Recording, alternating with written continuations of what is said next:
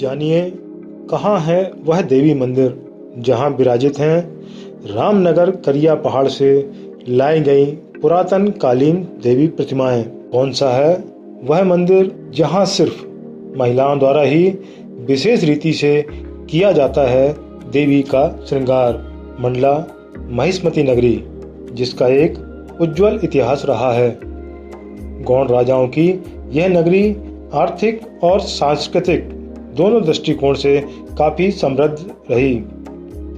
दुर्भाग्य यह है कि हमें कुछ गिनी चुनी बातें ही इस कालखंड की ज्ञात हैं। ऐसी अनेकों ऐतिहासिक धरोहरें हैं जो हमारे आसपास तो मौजूद हैं, लेकिन हम उनसे परिचित नहीं हैं।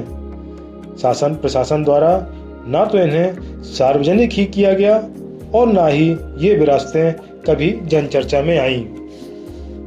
आइए हम एक प्रयास करते हैं इतिहास की इन पहेलियों से साक्षात्कार करने का। रामनगर के नाम से सभी कोई परिचित होंगे। यहाँ बने गौड़कालीन किले एवं हवेली को देखा भी बहुत से लोगों ने होगा।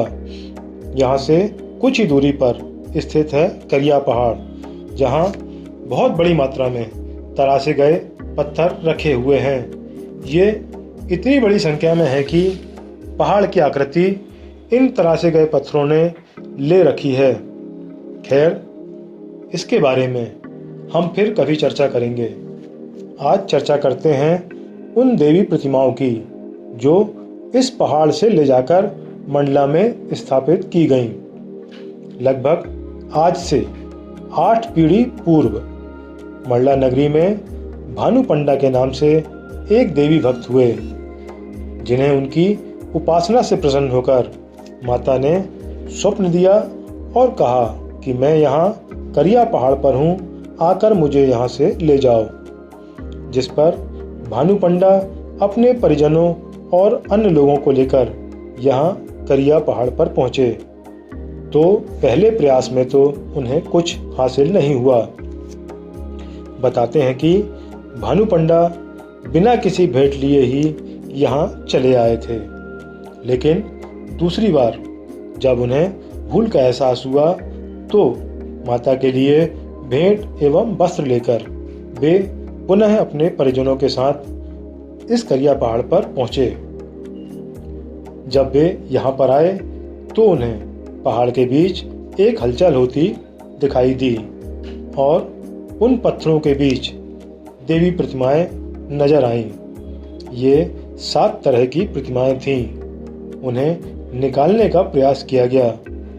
इस प्रयास में देवी प्रतिमाओं के चरण नहीं निकल सके। फिर बिना चरणों की इन प्रतिमाओं को करिया पहाड़ से ससम्मान लाकर बुधवारी स्थित इस काली मंदिर में स्थापित किया गया, जिसे आज काली मंदिर बड़े दिवाला के नाम से जाना जाता है। जिस दौरान इन प्रतिमाओं को करिया पहाड़ से यहाँ लाकर स्थापित किया गया, उसी दौरान यहाँ स्थित पीपल के वृक्ष के समीप भी एक देवी प्रतिमा के अंश दिखाई दिए, जिन्हें जमीन से निकाला गया और उनकी भी स्थापना यहीं पर कर दी गई। प्रत्येक नवरात्रि को यहाँ विशेष पूजन और आयोजन किए जाते हैं। बैठ की और नवमी की पूजा तथा श्रृंगार यहाँ का प्रसिद्ध है।